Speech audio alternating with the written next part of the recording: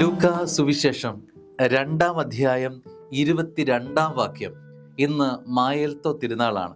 മോശയുടെ നിയമം അനുസരിച്ച് ശുദ്ധീകരണത്തിനുള്ള ദിവസങ്ങൾ പൂർത്തിയായപ്പോൾ അവർ അവനെ കർത്താവിന് സമർപ്പിക്കാൻ ജെറുസലേമിലേക്ക് കൊണ്ടുപോയി.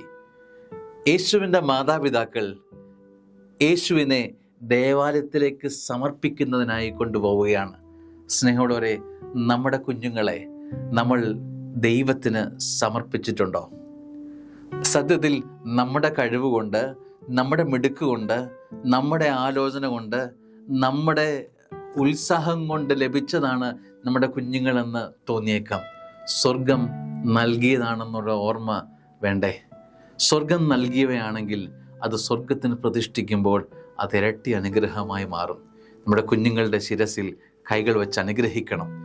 അവരെ ബ്ലസ് ചെയ്ത് പറയണം, നീ സ്വർഗത്തിൻ്റെ അനുഗ്രഹമാണ്, നീ സ്വർഗത്തിൻ്റെ തെരഞ്ഞെടുപ്പാണ്, സ്വർഗത്തിന് നൽകപ്പെട്ടതാണ്, സ്വർഗമാണ് നിന്നെ സൃഷ്ടിച്ചത്. ഈ ഒരു ഓർമ്മപ്പെടുത്തൽ നമ്മുടെ കുഞ്ഞുങ്ങളിലേക്ക് നൽകേണ്ട പ്രായമാണിത്. എന്നെ ശ്രവിക്കുന്ന കുഞ്ഞുങ്ങളെ, നിങ്ങളുടെ ജീവിതത്തിലും സ്വർഗം ഇടപെട്ടതാണ് എന്ന് ഓർക്കാൻ ഈ മായേൽത്തോ തിരുനാൾ ഇടയാവട്ടെ എന്ന് പ്രാർത്ഥിക്കുന്നു. യേശുവിൻ്റെ മാതാപിതാക്കൾക്കുണ്ടായിരുന്ന ഈ ഒരു നന്മ നമ്മുടെ മാതാപിതാക്കൾക്ക് ഇനിയും രൂപപ്പെടേണ്ടതായിട്ടുണ്ട്.